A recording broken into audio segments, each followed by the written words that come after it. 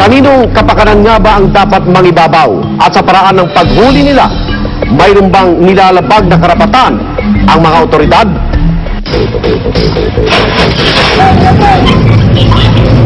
Pasensya na po, pasensya na po. May reklamo siya eh. Reklamo yung kapitbahay. Ayan, narinig niya?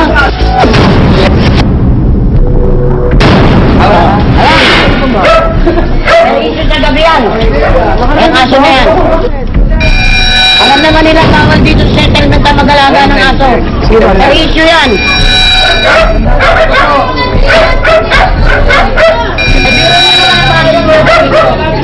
Kami makakatulog dyan ang aso na yan.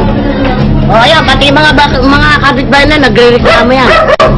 Iyo, yun na lang po. O yan, pinahuli naman eh. Sabi nga niya noon eh, buti ka, pahuli na yan. Tinuro niya na yung kapitbahay nila na yun nga, palaging tumatahol, maingay, mabaho, at saka palaging tila makakagat. Kaysa makadisgrasya. Ay, alam niyo naman bawal dito ng buwa. Kukunin niya lang.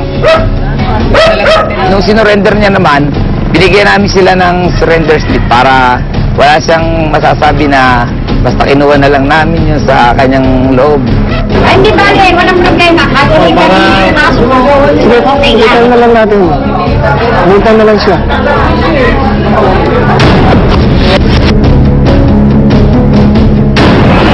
Yung aso kasi namin, tahimik. Yung aso lang nila, kaya ganyan lang magsantalan. Katahulan ng malakas na aso nila. Para sa'yo na lang. Sige. Yun, kapitbahay, tinuro niya na rin na may aso rin. Nga lang, sabi nga, ililipat daw kinabukasan. Kaya tinikita namin siya kung ano, babalikan na rin namin siya kung talagang nilipat nila. Marami naman nag-aalala, hindi naman nalipat nila. So bakit yung pinabagis na tayo sa eh, maingay rin kasi.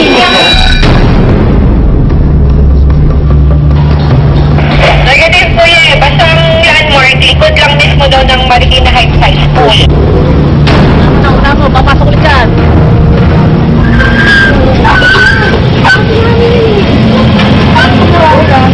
Nga po, wala po. Patay po yun.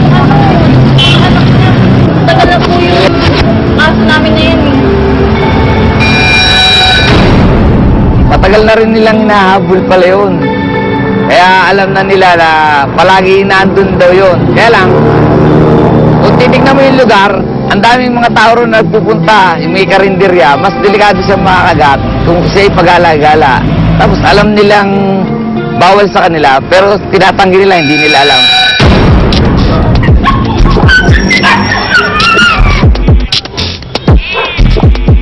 Dinadala namin mga hayop na nahuli, dinadala na dito lang sa dog pound na sila. Ito na yung mga nagiging bagong tahanan ng mga nahuli namin mga lagang hayop. Yung iba naman, pagka yung nahuli namin yung mga tawa or may bayawa, sinusurrender naman namin sa wildlife. Yung mga alaga naming hayop dito, chinecheck palagi siya ng veterinary, ginagamot. May mga vitamins din kami. Yung iba namin pang napupurga rin. So okay na nandito sila, kaya sila pag-alagala. Lahat ng mga hayop, yung stray animals na mahuhuli, pagdating sa dog pound natin yan, inalagang pinakakain yan. Sila ay ginagamot kung kailangan gamutin. Lahat ng hayop na maganda ang disposition, o maganda ang temperament, o maayos siya, yan hindi natin dinidispose o mini-mercy killing kung tawagin. Sinasubject natin for adoption. Silo ang tinatawag namin doon, stainless, saka yung mga telephone wire na putol, ina-assemble lang namin siya. Ginagawan lang namin siya ng handle, device, para hindi na kami bumili. Oo, kasi pagka hindi mo naman masyadong naigpitan o ano, makakawala naman, kundi makakagat. Kaya minsan kinokontrol namin, yung aso na mismo ang kumakagat doon sa silo, siya yung iikot, kaya siya nasasaktan. Kung kagaya na ginagamit ng Marikina, which is cable, yung may rubber wrap sa ano. So ibig sabihin, malambot siya, mas malambot siya sa tama, diba? Either sa bibig. Kasi ang hirap lang naman kasi ng loop is, one, paghampas mo ng ganyan sa ulo, at instead na pumasok sa ulo, papunta sa lieg ng aso yung loop, ay patama dito, kanya open mouth. Diba? But nevertheless, you know, the equipment is considered unique.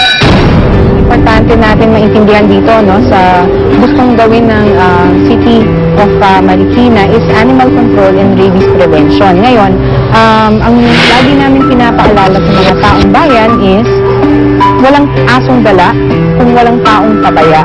Kung meron kang alagang hayop, kailangan intindihin mo na, alamin, suriin mabuti yung kapasidad mo na mag-alaga ng aso or pusa. Magastos din mag-alaga. Ngayon, kung hindi mo na kaya mag-alaga, huwag ka na lang mag-alaga.